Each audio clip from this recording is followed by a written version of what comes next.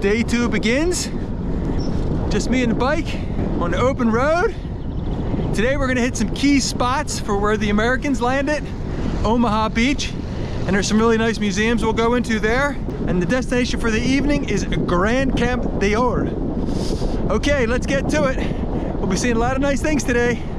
Hee-haw! Small road, barley field on either side. Really quite beautiful out here. We're heading through the town of Bayeux, which is where we stayed last night. Man, there's cycleways everywhere. It's really nice.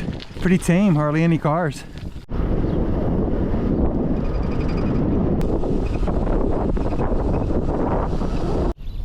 It's a little example. The French coastline off of the English Channel. But I guess the French probably call it the French Channel.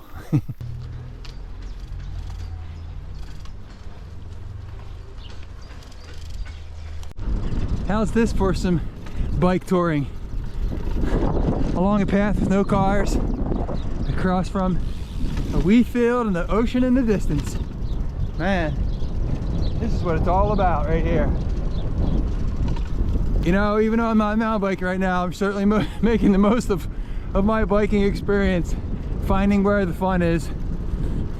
So this is our first glimpse of Omaha Beach. This landing occurred at 6:30 a.m. on June 6th. The 16th Regiment of the 1st Infantry Division suffered heavy losses.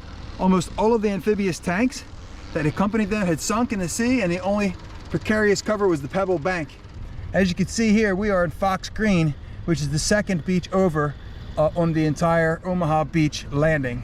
Let's go take a look. One of the key aspects of the strategy for the Allies as they landed is to have breaks in the cliffs. As you can see in front of us, this is a valley running up into the flatland. So they're both heavily defended as well as highly coveted. The Germans weren't dummies.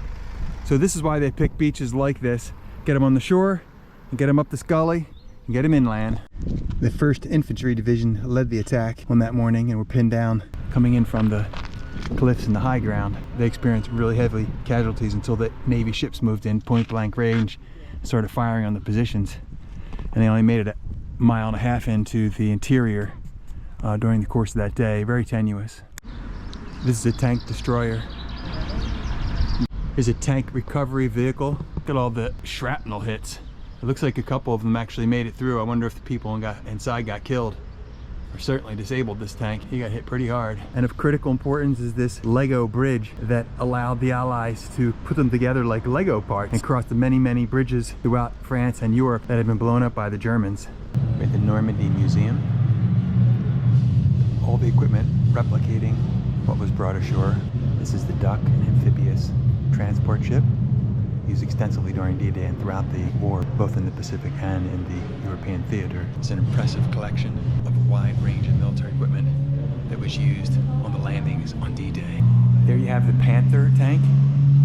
It's one of the Germans' heavy half-track, towed a lot of vehicles.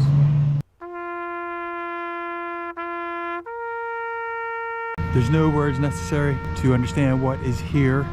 All of these graves represent someone that was killed in the 90-day span of the Normandy conflict. This is just one small section.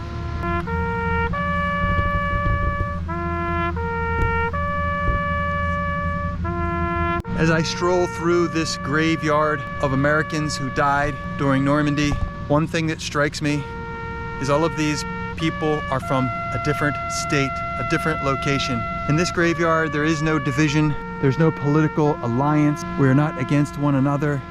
Here, all Americans stand together, having sacrificed for a cause, not allowing someone like Donald Trump to tear apart the fabric of our great country through hate, ego, and the division that he's created. It's a sad testament and a disrespect to all of these soldiers who gave their lives during World War II to protect our freedom and to stop tyranny as is being created in our own country. And below us, we have some of the beaches that the Americans landed on June 6th, 1944.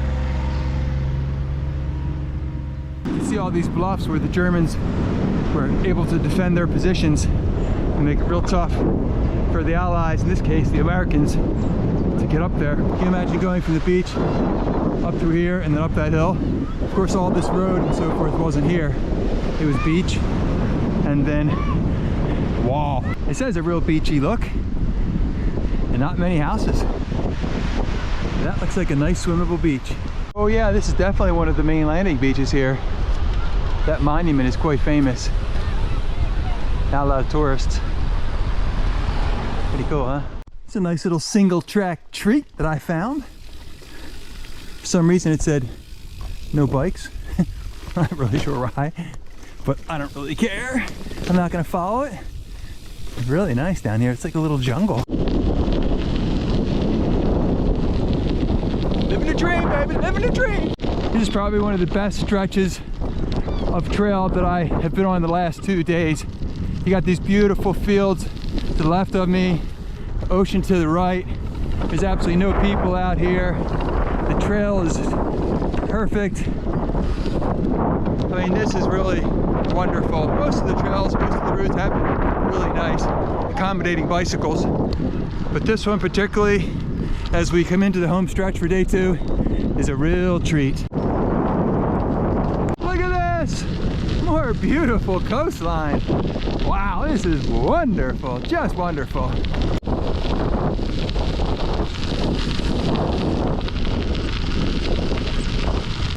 Right outside of my final stop for the day, GrandCamp Maisy.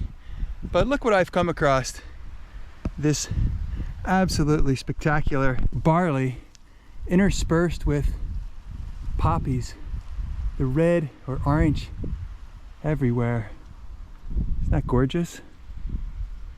And of course this whole trail is still by the sea.